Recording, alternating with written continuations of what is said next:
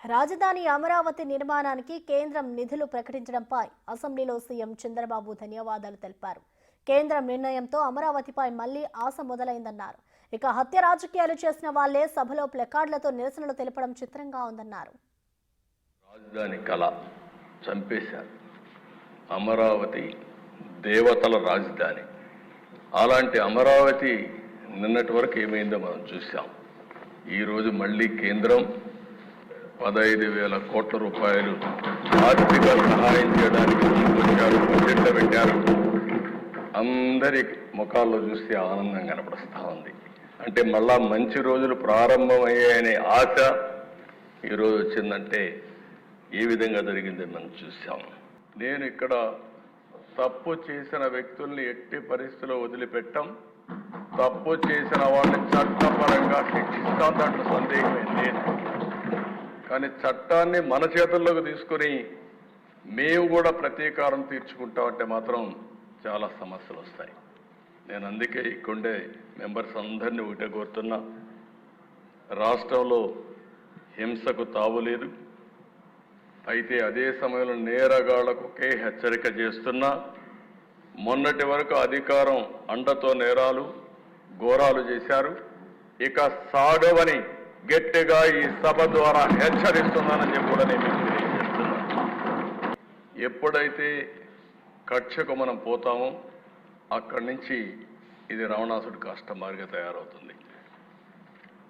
నేను ఇక్కడ తప్పు చేసిన వ్యక్తుల్ని ఎట్టి పరిస్థితుల్లో వదిలిపెట్టాం. తప్పు చేసిన వాళ్ళని చట్టపరంగా శిక్షిస్తాం, దాంట్లో సందేహమే లేదు. కానీ చట్టాన్ని మన చేతుల్లోకి తీసుకుని మేము కూడా ప్రతీకారం తీర్చుకుంటామంటే మాత్రం చాలా సమస్యలు వస్తాయి. నేను అందుకే ఇక్కడే మెంబర్స్ అందరినీ ఒకటే కోరుతున్నా, రాష్ట్రంలో హింసకు తావులేదు. అయితే అదే సమయంలో నేరగాళ్లకు ఒకే హెచ్చరిక చేస్తున్నా, మొన్నటి వరకు అధికారం అండతో నేరాలు ఘోరాలు చేశారు. ఇక సాగవని గట్టిగా ఈ సభ ద్వారా హెచ్చరిస్తున్నానని చెప్పి కూడా నేను తెలియజేస్తున్నాను. మేము ఎలక్షన్లో క్వశ్చన్ చేసిందే ఊ కిల్డ్ బాబాయ్ అని.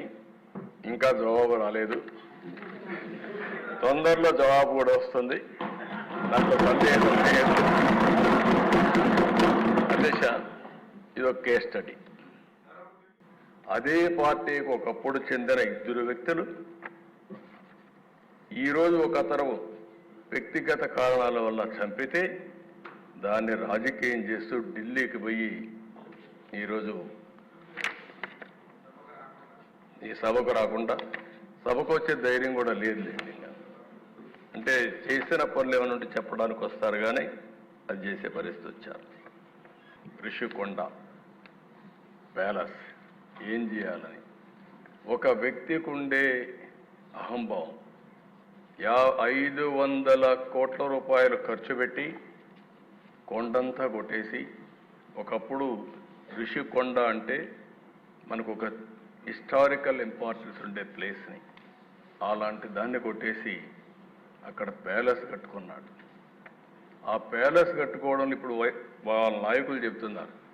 ఎందుకు కట్టారంటే ప్రధానమంత్రి ప్రెసిడెంట్ ఆఫ్ ఇండియా వస్తారంట, వాళ్ళ కోసం నేను ప్యాలెస్ కట్టాడంట.